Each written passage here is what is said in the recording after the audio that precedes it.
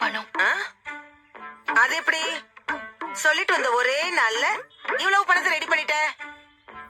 அப்ப எங்க கிட்ட காசே இல்ல, நாங்களே ரொம்ப கஷ்டப்படுறோம், நீங்க எங்களை பார்த்து சொல்றதெல்லாம் போய் அப்படி இப்படின்னு சொல்லிட்டு இருந்தீங்க.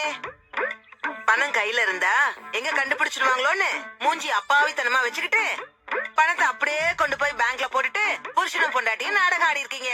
அப்படிதானே? விவரமான ஆளுங்க தான். ஐயோ, அப்படிலாம் இல்லங்க. பின்ன எப்படி?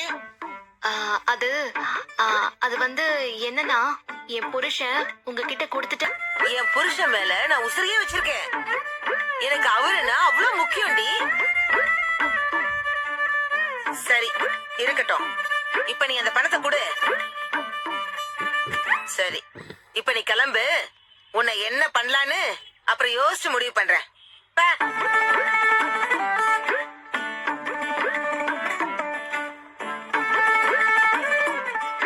டார்லிங், நீயாடா பேசுன? உனக்கு மாமன் மேல அவ்வளவு பாசமா? பாசத்துல என்ன மிச்சிட்டியாடா? வாய முடியா?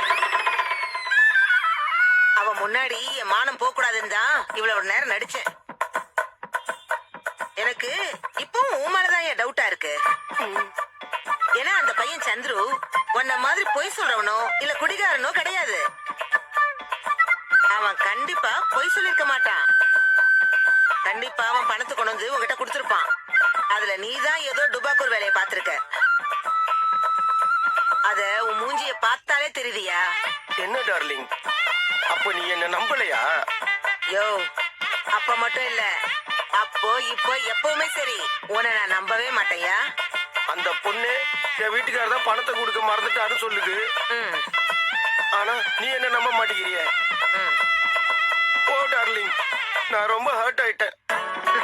யோ, செட் ஆகலையா? இந்த மூஞ்சி உனக்கு செட்டே ஆகல.